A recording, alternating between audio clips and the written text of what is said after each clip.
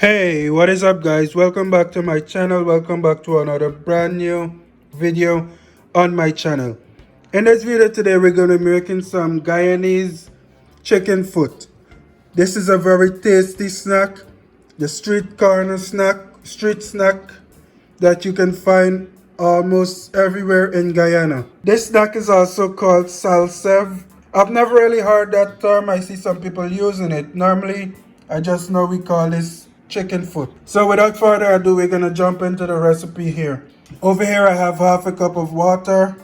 I have a quarter teaspoon of ground roasted cumin or jeera.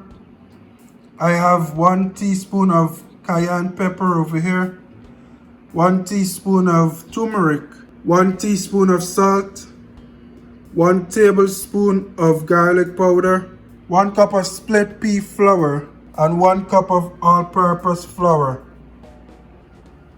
And this is all the ingredients we're going to be using today. So basically we're just going to use these ingredients to make a dough. And we're going to jump right into that right now. Alright guys, so here we are. I have my all-purpose flour here. This is 1 cup of all-purpose flour. I'm going to go ahead and put my 1 cup of split pea flour into this. And like I said guys, we're basically just adding all the ingredients in here to make a nice dough. So this is my 1 tablespoon of garlic powder, 1 teaspoon of salt, 1 teaspoon of turmeric or any kind of dye that you have, 1 teaspoon of cayenne pepper,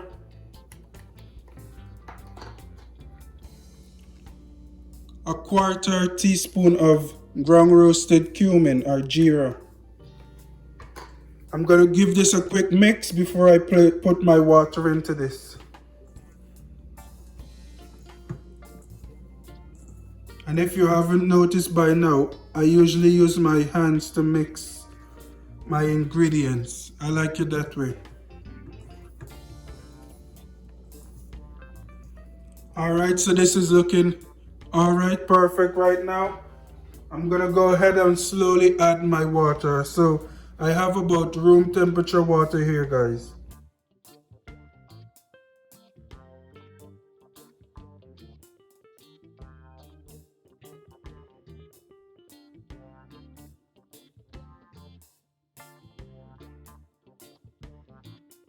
And like I said, what we're making here is a nice solid dough. So you want to get all up in here, get dirty.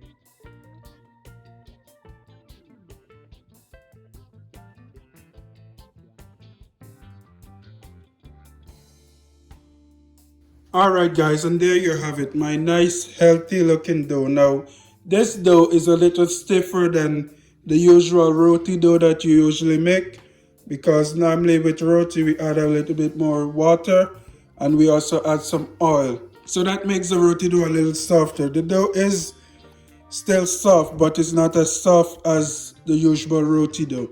Now what we're going to do, I'm going to go ahead and roll this out the same way we would roll out a roti, and then we're going to basically cook it for a couple seconds on each side, and we'll get into that in just a second. But I do want to mention, if you make your dough a little too sticky, you can go ahead and add a slight amount of flour, but you don't want to be overdoing it with the flour. You don't want to add too much flour to this recipe. So to avoid that, you want to make sure that you're careful with the amount of water that you add into the recipe. So I'm going to go ahead and clean off my hands now. And I'm going to come back to get ready to roll this dough out. Alright guys, so here we are. I have my nice stiff dough here. And now we're going to go ahead. I'm going to use my rolling pin over here. And I'm going to roll this dough out. Now I did go ahead and add some flour to the surface because I don't want my dough to be sticking to my surface. Okay, but don't add too much flour now. And the way we're going to roll this out, you want to leave about a 1/4 of an inch thickness. You don't want it to be too thin because then your chicken foot will become a little bit too hard and crunchy. I'm going to go ahead here and begin rolling this out. Try to be nice and proportional about it. Even though I have not really mastered the art of rolling a perfectly round dough yet.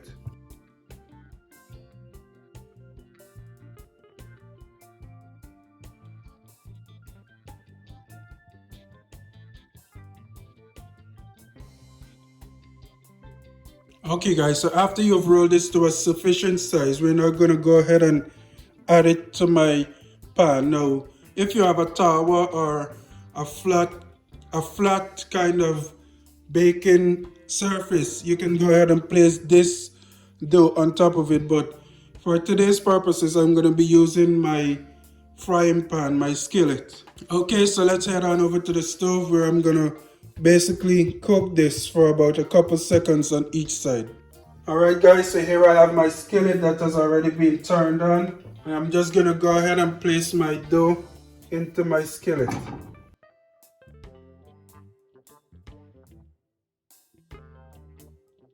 And basically I'm going to cook this for a couple seconds, maybe like 30 to 45 seconds. You don't want to cook it too much and you don't want it to burn. I also did not add any oil to my skillet guys, okay?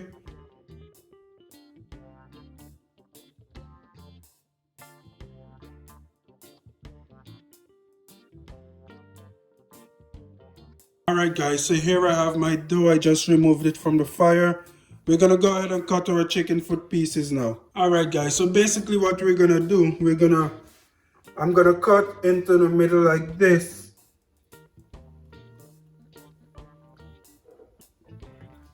And then I'm gonna go ahead and thinly slice my dough over here into some smaller pieces, which is gonna be for our chicken foot. Alright guys, I'm gonna continue doing that for the entirety of my dough. Make sure you have your nice cut over there, and then you're just gonna slice our chicken foot. Just like that. You can even do it thinner if you want. Or you can also use a scissors to cut the dough. Alright guys, so I'm gonna go ahead and do that now. I'm gonna cut my chicken foot pieces and then I'll come back where we're gonna be frying up these chicken foot pieces. Alright guys, so here we are. I have my chicken foot cut up into thin strips, not too thin, not too thick. And I had my oil already heating here. So what I'm gonna do, I'm just gonna go ahead and drop these into my oil and fry them. You do wanna have an adequate amount of oil in your pan or your pot or whatever you're using, because these are gonna be sort of deep fried guys. Also, you don't want your heat to be too high. I'm gonna set my heat on about medium because you don't want the outside to cook and the inside not be cooked. Okay guys, now you can choose to place your chicken foot into your oil one at a time if you have the time, or you can just drop all of them in there. As long as your chicken foot is not too sticky, it shouldn't stick together too much. Or even when you put it in the pan, you can use a spoon or something to separate them apart. I'm just gonna go ahead and drop some of my dough here into my oil.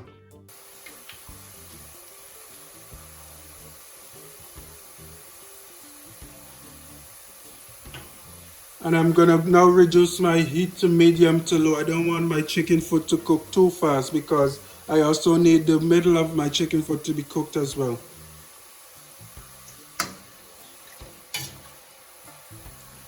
And while I have you here watching these chicken foot bubble, I'm gonna also mention that the way chicken foot is normally eaten is with a nice bowl of mango sour.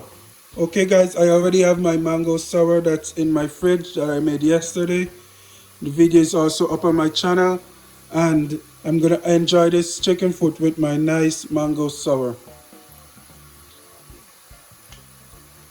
So I'm just gonna let my chicken foot here cook, and I'll come back when it's finished and ready to come out of the oil. Alright guys, so here we go. I went ahead and finished frying up my Sal Sev, my Guyanese chicken foot. As you can see here, it looks lovely, lovely, lovely, lovely. Can't wait to dig into this with my mango sour. And that is it for this video guys. Now be advised that the chicken foot does darken up after it is removed from the pan. So you do not need to keep it on the fire until it reaches this color. The chicken foot will become darker after it's removed from the pan. So you want to fry it for about 4 to 5 minutes guys. 4 to 5 minutes, and that's it. And you remove it from the pan and it will darken up to become the color you know and love. Okay guys, so that is it for this video. Thank you for watching. Be sure to join me another time, another day, for another video, another recipe.